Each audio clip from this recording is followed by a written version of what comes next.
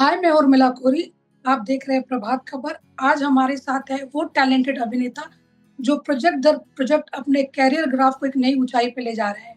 जी हाँ, हम बात कर रहे हैं अमित सियाल की, जो इन दिनों अपनी वेब सीरीज द हंट थी राजीव गांधी असैसिनेशन को लेकर सुर्खियों में। आइए जानते हैं इस सीरीज और उनके किरदार में क्या है खास उन्हीं से। हाय अमित, प्रभात खबर में आपका स्वागत है। नमस्ते। कैसे हैं आप? मैं अच्छी हूँ, आप बताइए। बस बढ़िया, फर्स्ट क्लास। सर, जैसा कि आपको पता है कि आप मतलब एक प्रोजेक्ट से दूसरे प्रोजेक्ट में एक अलग ही रेंज मतलब नजर आ रहा है। स्पेशली रेड 2 की बात की जाए, एक अलग ही अमित सबको देखने को मिला। अभी जी क्या ये सीरीज में प्लस पॉइंट था अपने किरदार सीरीज में जो आपने हाँ कहा? देखिए, एक तो हर एक्टर का एक ख्वाब होता है कि वो कुछ ऐसा काम करे जो कि सत्य घटनाओं पर आधारित हो, किसी रियल लाइफ कैरेक्टर पे बेस्ड हो। और तो सबसे पहला तो यही एक बड़ा अच्छा मौका मिला मुझे हाँ बोलने के लिए। इससे ज़्यादा इम्पोर्टेंट, मेरे काफ़ी सालों से मैं मिस्टर समीर नायर को जानता हूँ, जो अपलॉज के कर्ता धर्ता हैं। और नागेश कुकनूर जी के साथ काफ़ी सालों से ऐसा था कि काम करने का मन है। तो समीर जी ने नागेश जी को थोड़ा रेकमेंड किया मेरे बारे में, और नागेश जी से मीटिंग करी। तो दो तीन सपने जो हैं वो एक साथ पूरे हो गए। तो मैं मतलब बेवकूफ़ी होता है कि उसको हाँ नहीं करता मैं। और ऊपर से ये एक ऐसा इंसिडेंट है जो कि हमारे देश के पॉलिटिकल हिस्ट्री में एक अलग ही स्थान है इसका। जिस तरीके की ये घटना है, राजीव गांधी जी का असैसिनेशन, और उसमें अगर मुझे लीड इन्वेस्टिगेटर प्ले करने को मिल रहा है जो कि कार्तिकेयन जी हैं, वो भी रियल लाइफ पर्सनालिटी हैं, बहुत ही उम्दा पुलिस ऑफिसर हैं, इन्वेस्टिगेटिव ऑफिसर हैं। और बहुत सारी चीज़ें जो हैं वो ग्रेविटेट कर गई कि मैं इस प्रोजेक्ट के लिए हाँ करूं, और इसको अपनी पूरी पूरी शिद्दत से निभाऊं। तो आज मैं आपके सामने हूँ इसके साथ। अमित, क्या आपको लर्न अनलर्न करना पड़ा इस किरदार के लिए? स्पेशली जैसे आपने कहा कि बहुत सारे ड्रीम पूरे हो रहे थे, रियल किरदार भी है, तो क्या था आपके? देखिए, लर्न तो जहाँ तक स्क्रिप्ट की बात है तो स्क्रिप्ट अपने आप में ही एकदम पूर्ण थी, क्योंकि वेल रिसर्च है, किताब पे आधारित है। तो सारे फैक्ट्स फिगर्स वगैरह वो सब अपनी जगह पे थे, वहाँ अपनी प्लेस पे थे। मुझे जो रिस्पॉन्सिबिलिटी दी गई वो थी कार्तिकेयन जी को निभाने की। और तो उनको समझने के लिए उनके बहुत सारे आर्टिकल्स का अध्ययन किया, और उनके बहुत सारे इंटरव्यूज देखे ऑनलाइन। उसमें से एक इंटरव्यू बहुत ज़्यादा कारगर साबित हुआ, क्योंकि वो उस इंटरव्यू में बात ही इस केस के बारे में कर रहे थे विस्तार से। और तो बहुत एक मौका मिला उनके अंदर झांकने का, उनके दिमाग के अंदर, उनके दिल के अंदर।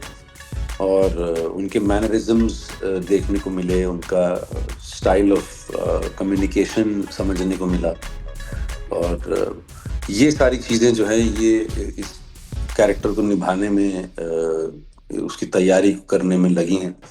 और सबसे बड़ा एक डिलेमा था मेरे सामने कि कार्तिकेयन जी या तो सिर्फ इंग्लिश बोलते थे या तमिल बोलते थे, हिंदी में कम ही बात करते थे। और अपना शो जो है वो हिंदी में है। तो पहले दिन मैंने अपनी नॉर्थ इंडियन वाली हिंदी में बोला तो मुझे बड़ा अटपटा सा लगा। मुझे लगा कुछ तो कमी है, ये ठीक नहीं है। तो मैंने थोड़ा इल्तिजा करी नागेश जी के साथ कि थोड़ा सा ट्वैंग तो होना चाहिए साउथ इंडियन का, कि मैं अपनी नॉर्थ इंडियन हिंदी में कार्तिकेयन बन के कैसे कर पाऊंगा। मतलब इट विल बी अच्छा भी नहीं लगेगा, और वो तो गलत भी होगा कि आप एक रियल इंसान को पोर्ट्रे कर रहे हैं, और आप नॉर्थ इंडियन बन के कार्तिकेयन पोर्ट्रे कर रहे हैं। तो वो भी थोड़े से एलिमेंट्स डाले हैं। और तो उससे अपने को भी खुशी हुई कि चलो कुछ बिल्कुल ही बेस्वाद नहीं करूँगा कार्तिकेयन कैरेक्टर को। और तो हाँ, तो बस इस किस्म की जो छोटी-मोटी तैयारियाँ हर एक्टर को करनी पड़ती हैं, वो करी हैं। और भूलना तो देखिए यही पड़ता है, अपने आप को भूलना पड़ता है। अगर एक आई थिंक हर एक्टर का एक अलग-अलग मेथड होता है। मेरा ये रहता है कि अगर आप किसी कैरेक्टर को कर रहे हैं, चाहे वो रियल हो, चाहे अनरियल हो, चाहे मेड अप हो, चाहे मेक बिलीव हो, तो कम आपको अपनी पर्सनैलिटी में से क्या उसमें आपको डालना है और क्या नहीं डालना है, वो आपको डिसाइड करना पड़ेगा डायरेक्टर के साथ मिलके, राइटर के साथ मिलके। और बहुत सारी चीज़ें हैं जो कि मैं नहीं हूँ इसमें। और वो over a period of time as an actor आपको प्रैक्टिस हो जाती है वो सारी चीज़ें समझने की, क्योंकि आप अपने आप को भी इतनी अच्छी तरह से जान गए होते हो एज अ पर्सन। तो बहुत सारी चीज़ें जो हटाई हैं और ज़्यादातर चीज़ें हैं जो उनसे इम्बाइब करी हैं, उनके इंटरव्यू सुन के, उनके बारे में पढ़ के। और बाकी तो जो इन्वेस्टिगेशन कर रहे हैं उसमें तो सारा का सारा जो मदद है वो नागेश जी की है, क्योंकि उनका रिसर्च बहुत ही अच्छा था स्क्रिप्ट के ऊपर। तो मैं कंप्लीटली उनको फॉलो कर रहा था और यही सब चीज़ें मिला मिलू के जो है एक कैरेक्टर बनाया है। अब पता नहीं आपने देखा है कि नहीं देखा है। नहीं, मैंने बट एपिसोड देखा, 2 एपिसोड देख चुकी हूँ। अच्छा, तो हाँ, तो यही कुछ थोड़ा प्रोसेस रहा इसको निभाने में। अच्छा, जब राजीव गांधी असैसिनेशन हुआ था, उस वक्त क्या मेमोरी आपकी रही है, जो भी उस वक्त की, और इस सीरीज को करने के बाद कितना नजरिया चेंज हुआ है चीजों को लेके, या फिर जो भी घटनाक्रम था उसको लेके? नहीं देखिए, आई थिंक मैं राजीव गांधी जी का जो असैसिनेशन हुआ था वो मैं तो करीब उस समय होऊंगा 16 साल का, तो काफ़ी अवेयरनेस होती है 16 साल की उम्र में। तो पता तो था ही कि ये हुआ है, और ये भी याद था कि किस तरीके का शोक का माहौल था देश में, और लोग कितने प्रभावित हुए थे इस घटना से। इतना डिटेल में नहीं पता था, जितना जो इन्वेस्टिगेटिव डिटेल्स होती हैं वो नहीं पता थी उस टाइम पे, क्योंकि उस समय इतना मतलब ऑनलाइन इंफॉर्मेशन भी अवेलेबल नहीं होती थी, कुछ होता ही नहीं था। तो जो अखबार में थोड़ा बहुत पढ़ा वो पढ़ा, जो खबरों में सुना वो सुना। और बट हाँ, over a period of time, क्योंकि इस तरह की घटना होती है देश में जिसने देश को थोड़ा झकझोर के रख दिया हो, हिला के रख दिया हो। और एलटीटी उसके बाद भी काफ़ी सालों तक बहुत पावरफुल ऑर्गेनाइजेशन था और एक्टिव ऑर्गेनाइजेशन था। तो फिर अपने आप ही विचार होने लगता है जैसे जैसे आप उम्र में बढ़ते हैं, कि थोड़ा पढ़ता हूँ इनके बारे में कि क्या कॉज है इनका, किस लिए लड़ रहे हैं, क्यों किया ये, और उसमें राजीव गांधी जी का क्या कसूर था जो उनको इस तरीके की क्षति पहुंचाई इन लोगों ने। तो हाँ, अवेयरनेस तो थी। और मुझे एक्चुअली तो ये बड़ा हिट किया जब मैं घुसा किरदार में, और जब हम लोगों ने काम शुरू किया फ्लोर पे, कि हम लोग कितना फॉर ग्रांटेड ले लेते हैं टेक्नोलॉजी को आजकल की डेट में, और इन लोगों ने कैसे बिना 1% भी टेक्नोलॉजी एडवांस हुए उन दिनों में 90 दिनों में केस सॉल्व किया, कल्प्रिट पकड़े, उनके पीछे भागे दौड़े। तो कितना कमाल का इन लोगों का इंटेलिजेंस था और इंस्टिंक्ट हो रहा होगा कि इस तरीके की फीट ये लोग कर पाए। और मुझे ये रोल करते करते सबसे बड़ा तो यही लगा था कि कितने इंटेलिजेंट लोग होंगे और क्या इनकी इंटेलिजेंस होगी कि इन्होंने बिना किसी टेक्नोलॉजिकल हेल्प के ये केस क्रैक करते हैं 90 दिन में। अमित, आपको पता है कि ये केस इतना पॉपुलर रहा है कि इस पर डॉक्यूमेंट्रीज बन चुकी है, मद्रास कैफे फिल्म भी आ चुकी है। तो आपके जहन में एक माइंड में था इसको एक्सेप्ट करते हुए कि काफी कुछ काम हो चुका है, तो फिर क्या नया ये था या फिर नहीं? देखिए, ये एक तो ये आपके माध्यम से दर्शकों को बताना चाहूंगा कि ये क्या हुआ के बारे में कहानी नहीं है। ये कैसे हुआ, क्यों हुआ, किसने किया, कैसे पकड़े गए वो, तो ये इन्वेस्टिगेशन के बारे में कहानी है। मद्रास कैफे मैंने देखी नहीं है, तो मैं ज्यादा उस पर टिप्पणी कर नहीं सकता हूँ। बट मद्रास कैफे में भी यही है क्या, इन्वेस्टिगेशन नहीं है क्या? हाँ, थोड़ा मतलब है इन्वेस्टिगेशन, लेकिन आपने बोला 90 डेज वाला वो अलग है। जैसे आप वहाँ पे वन मैन शो है, यहाँ पे मैं देख रही हूँ आप लोग का पूरा ग्रुप है जो काम कर रहा है। हाँ, नहीं, लेकिन तो ये बेसिकली जैसा कि आपको मालूम होगा कि किताब पे आधारित है, जी। और ये कंप्लीटली जो शो है वो डेडिकेटेड है जर्नलिज्म, मतलब जर्नलिज्म कह रहा हूँ, इन्वेस्टिगेशन के ऊपर, कि to find the culprits. So it's a completely different take on the incident that happened. It's got nothing to do with Madras Fever. जहाँ तक मेरे हाँ करने का सवाल है, उसमें देखिए, एक कहानी को जो है ना वो 100 तरीके से कहा जा सकता है, और मेरा तो सबसे बड़ा, जैसे आपको पहले ही बताया, सबसे बड़ा कारण ये था कि मुझे नागेश जी के साथ काम करना था, और हम सबको पता है कि वो कितने उम्दा और काबिल डायरेक्टर हैं, और उनको ना करना तो मतलब सरासर नाइंसाफी होगी अपने ऊपर. तो और ऊपर से समीर जी का भी रिकमेंडेशन था, तो उसको तो ना कर ही नहीं सकता था मैं. समीर जी के साथ भी बहुत पुराना रिलेशन है, उनके साथ पहले भी काम कर चुका हूँ उनके लिए, और मुझे ऐसा लगा हाँ करते हुए कि मैं एकदम सुरक्षित हाथों में हूँ, और जो भी बनेगा ऑनेस्टली बनेगा और पुख्ता बनेगा, और सेंसेशनलिज्म से भरा हुआ नहीं होगा. जो हुआ है वो उस तरीके से ही दर्शाया जाएगा. तो इसीलिए मैंने हाँ किया. और एक एक्टर के लिए बहुत ज़रूरी होता है कि वो थोड़ा सुरक्षित महसूस करे जिस भी प्रोजेक्ट में काम करे या हाथ डाले. तो वो फीलिंग थी इस प्रोजेक्ट को लेके, तो आगे बढ़ना था ही मुझे इसमें. आपने सुरक्षित महसूस करने की बात की, लेकिन आपको लगता है कि जो पॉलिटिकल थ्रिलर जो सब्जेक्ट है, कहीं ना कहीं लोगों की भावनाएं बहुत जल्दी आजकल आहत हो जाती है, तो ये आपके जहन में चलता है एक एक्टर के तौर पे किसी को? नहीं, मेरे तो बिल्कुल भी नहीं चलता है, क्योंकि ये एक्चुअली, देखिए, मैं कलाकार हूँ. मैं तो अगर मुझे मौका मिलेगा तो अडोल्फ हिटलर भी प्ले करूंगा, है ना. तो अब उस अडोल्फ हिटलर अगर मैं प्ले करूंगा तो इसका मतलब ये नहीं कि मैं अडोल्फ हिटलर हूँ या उनकी बातों से इत्तेफाक रखता हूँ, या जो उन्होंने किया है कर्मकांड उससे इत्तेफाक रखता हूँ. तो हाँ, ये सब चीज़ें थोड़ी आजकल प्रोड्यूसर्स को, डायरेक्टर्स को, स्टोरी टेलर्स को थोड़ी सोचनी पड़ती हैं. आई थिंक उसका कारण भी एक है कि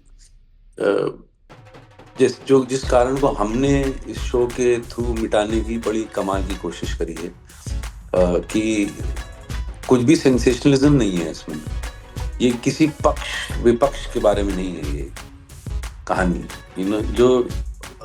जो भी है वो ये एक ह्यूमन स्टोरी है. एलटीटी एक टेररिस्ट ऑर्गेनाइजेशन डिक्लेयर्ड है, उसमें कोई शक नहीं कि उन्होंने टेररिस्ट एक्टिविटीज करी, लेकिन उनका भी एक कॉज था जिसके लिए वो कर रहे थे. लेकिन उस कॉज का मतलब ये नहीं है कि वो ये कर दें जो उन्होंने राजीव गांधी के साथ किया है.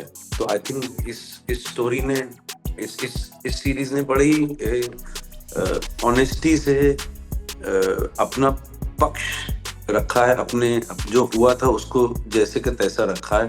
वो ऑडियंस के ऊपर डिपेंड करता है कि वो उसको किस तरीके से लेती हैं, और अगर इस तरीके से ही अगर काम किया जाएगा तो आई थिंक ऑडियंसेस को, पब्लिक को भी परेशानी कमी होगी. कभी-कभी हम लोग थोड़ा जिंगोइज्म के चक्कर में भावनाओं में बह जाते हैं कहानी बताते. तो आई थिंक वो इस सीरीज में आपको बिल्कुल भी देखने को नहीं मिलेगा. अमित, मतलब आई थिंक सेकंड एपिसोड में आप एक लक की बात कर रहे हैं, तो अपने कैरियर में आप लक को कितना इम्पोर्टेंट मानते हैं? देखिए, पहले मैं भी ना इस तरीके की बातें सुनता था, मानता था कि आपका सब कुछ अपने हाथ में है और आप जो चाहो कर सकते हो.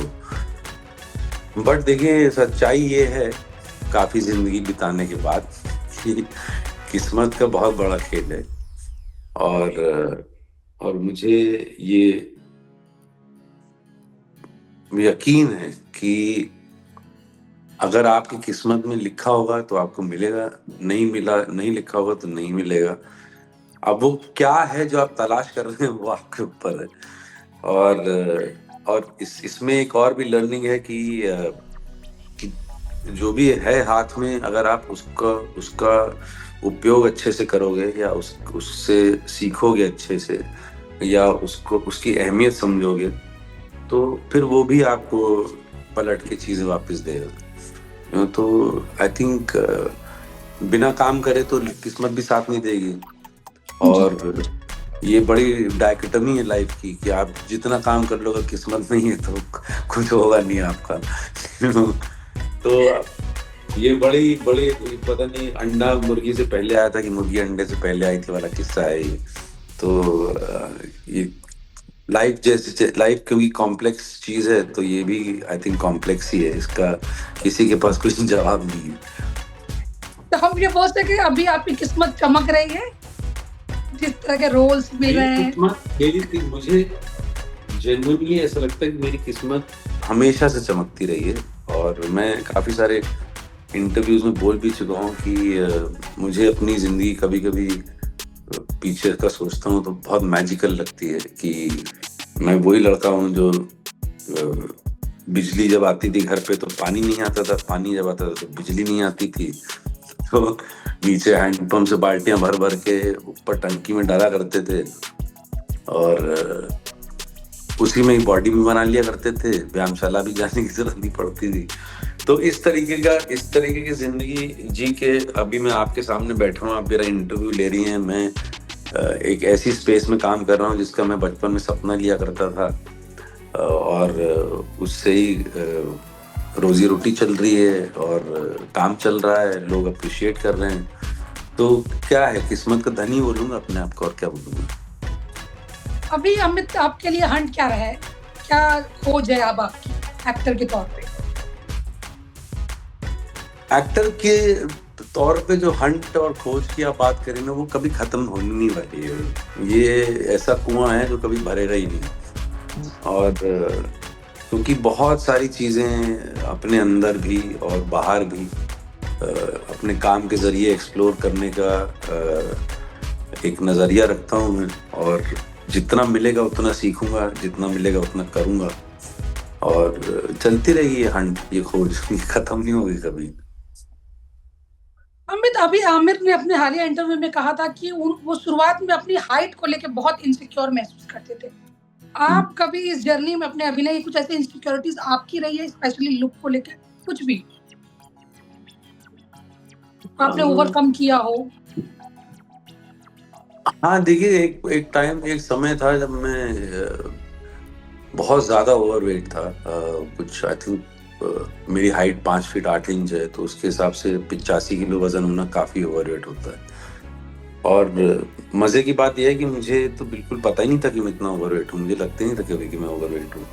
वो तो मेरी माता जी ने बहुत साल पहले मुझे बोला कि यार कुछ फोटो वोटो खिंचवा लो और तुम्हारी शादी की बात करनी है। बोला अच्छा। तो फोटो खिंचवा के आया मैं दिल्ली में था तब। मैंने जब पहली बार अपनी वो फोटो देखी तो मुझे लगा ये कौन आदमी है यार, ये तो मैं हूँ ही नहीं। और अभी भी मेरी ऐसी आदत है, मैं ज्यादा शीशे में अपने आप को देखता नहीं हूँ। जब आई थिंक मोस्टली तभी देखता हूँ जब कैरेक्टर के लिए तैयार हो रहा हूँ, या उस तरीके की मतलब काम के सिलसिले में देखता हूँ।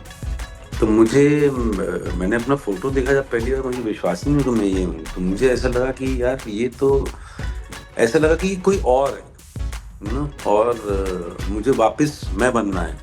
तो फिर वेट लूज किया, ये किया, बट आई थिंक उसके बाद जब वेट लूज किया तो उसके बाद फिर कभी वापस उस गली में गया नहीं मुझसे। अपकमिंग और कोई प्रोजेक्ट्स आप कर रहे हो? मैम अभी हैं 2-3 प्रोजेक्ट्स हैं, बट अभी उनके बारे में बात करना थोड़ा मुनासिब नहीं होगा। अभी एक फिल्म कर रहा हूँ, कॉमेडी फिल्म है। बहुत मजा आ रहा है उसमें पीयूष मिश्रा जी हैं, मैं हूँ, वरुण शर्मा में आपकी कॉमेडी कमाल की थी। हाँ तो मैं कोशिश कर रहा हूँ स्क्रीन पे, मतलब जादू चल जाता था सीरियसली। तो मैं कोशिश कर रहा हूँ कि उसी को थोड़ा सा एक्सटेंड करूँगा, क्योंकि मुझे भी बड़े मजे आ रहे हैं कॉमेडी करने में। और अभी लोग भी थोड़ा आंखें खोल के और भी चीजों में मुझे देख रहे हैं। तो मैं वहीं पे हूँ कि और चीजें एक्सप्लोर करूँ, कॉमेडी एक्सप्लोर करूँ, थोड़ा रोमांस करूँ। तो ये सब कोशिश जारी है, खोज जारी है, जैसे आपने कहा। अच्छा, जाते जाते आप प्रभात खबर के दर्शकों को क्या कहना चाहेंगे अमित? मैं हमेशा अपने दर्शकों को यही कहता हूँ कि आप जो भी करें, दिल लगा के करें और बेमन से चीज़ें ना करें, क्योंकि वो फिर ज़्यादा देर फलती-फूलती नहीं है। और खुश रहें और अपने आस-पास लोगों को खुश रखें और ज़िंदगी को इतना सीरियसली ना लें और मज़े करें और आराम से रहें। खूब मेहनत करें, जितना है उतने में खुश रहें और की आशा करें, ना मिले तो भी खुश रहें। बहुत अच्छे वचन से thank you so much. Thank you, thank you. प्रभातखबर.com, विश्वास वही, रफ्तार नहीं।